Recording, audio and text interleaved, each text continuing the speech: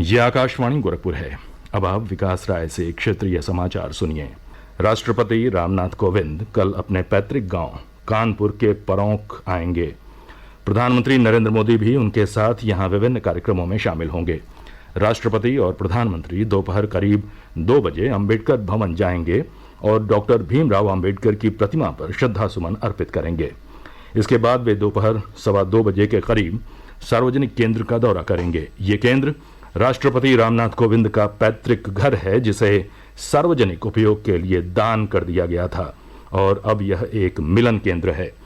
इसके बाद वे परौंख में सार्वजनिक समारोह में भाग लेंगे। राष्ट्रपति के आगमन से पूर्व आज मुख्यमंत्री योगी आदित्यनाथ ने परौंख का दौरा कर तैयारियों का जायजा लिया। उन्होंने गांव में लगी प्रदर्शनी का अवलोकन किया और अधिकारियों को आवश्यक दिशा निर्देश दिए। प्रधानमंत्री नरेंद्र मोदी कल प्रदेश के दौरे पर आएंगे। श्री मोदी सुबह लगभग 11 बजे लखनऊ के इंदिरा गांधी प्रतिष्ठान पहुंचेंगे, जहां वे यूपी इन्वेस्टर्स समिट की तीसरी ग्राउंड ब्रेकिंग सेरेमनी में भाग लेंगे। ग्राउंड ब्रेकिंग सेरेमनी के दौरान प्रधानमंत्री 80,000 करोड़ रुपए से अधिक की 1,406 परियोजनाओं का शिलान्यास करेंगे। इन परियोजनाओं में कृषि, आईटी और इलेक्ट्रॉनिक्स, एमएसएमई, विनिर्माण, अक्षय ऊर्जा, रक्षा एवं एरोस्पेस जैसे विविध क्षेत्र शामिल हैं। इस समारोह में देश के उद्योगपति, निवेशक और कारोबारी भी शामिल होंगे। इसके बाद प्रधानमंत्री दोपहर लगभग 1:45 बजे कानपुर के परौंख गांव जाएंगे, जहां वे राष्ट्रपति रामनाथ कोविंद के साथ पथरी माता मंदिर के दर्शन करेंगे और कई अन्य कार्यक्रमों में भाग लेंगे। श्री मोदी परौंख गांव में एक सार्वजनिक समारोह में भी शामिल होंगे।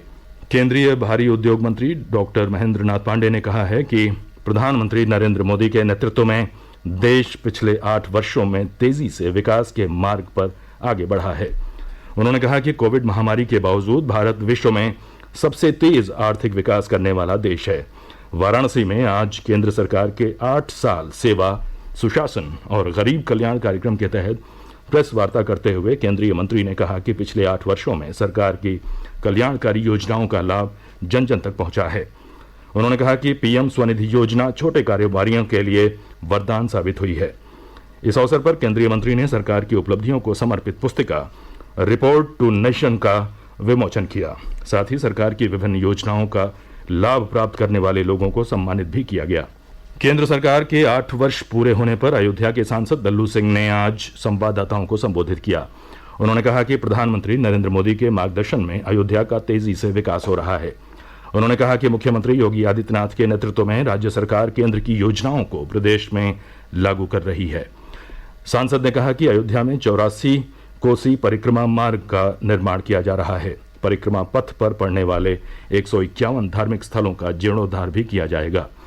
उन्होंने कहा कि सड़कों के चौड़ीकरण के साथ ही अयोध्या में एक रिंग रोड भी बनाई जाएगी। अंतर्राष्ट्रीय हवाई अड्डे का निर्माण शुरू हो चुका है। सांसद ने कहा कि जल्द ही अयोध्या वैश्विक पटल पर भव्य नगर के रूप में सबके सामने होगी। प्रदेश सरकार ने सम्राट पृथ्वीराज फिल्म को टैक्स फ्री करने की घोषणा की है। महान सम्राट पृथ्वीराज चौहान के शौर्य और पराक्रम को समर्पित यह फिल्म कल देश भर के सिनेमाघरों में रिलीज होगी। फिल्म में अभिनेता अक्षय कुमार पृथ्वीराज चौहान की भूमिका निभा रहे हैं। लखनऊ के लोक भवन में आज फिल्म की स्पेशल स्क्रीनिंग हुई, जिसमें मुख्यमंत्री योगी आदित्यनाथ, उप मुख्यमंत्री केशव प्रसाद मौर्य सहित अन्य मंत्रियों और अधिकारियों के साथ फिल्म में विभिन्न भूमिका निभाने वाले कलाकार भी उपस्थित रहे। उत्तर प्रदेश 15 करोड़ लोगों को कोविड टीके की पहली डोज देने वाला देश का पहला राज्य बन गया है। प्रदेश में अब तक 32 करोड़ 76 लाख से अधिक कोविड रोधी टीके लगाए जा चुके हैं। टीकाकरण की यह संख्या देश के किसी अन्य राज्य की तुलना में कहीं अधिक है। टीके के लिए पात्र आबादी में 100% लोगों को पहली डोज और 92% से अधिक को दोनों डोज लगाई जा चुकी है। राज्य में 10 जनवरी से कोविड टीके की एहतियाती डोज देने का कार्य भी शुरू हुआ है। अब तक 31.5 लाख से अधिक लोगों को एहतियाती डोज लगाई जा चुकी है।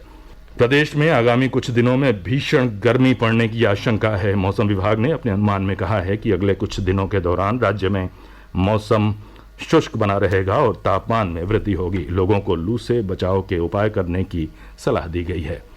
ये समाचार बुलेटिन हमारे YouTube channel AIR news Gorakhpur और ट्विटर हैंडल AIR न्यूज_GKP पर भी उपलब्ध है। इसके साथ ही क्षेत्रीय समाचारों का ये बुलेटिन समाप्त हुआ। नमस्कार।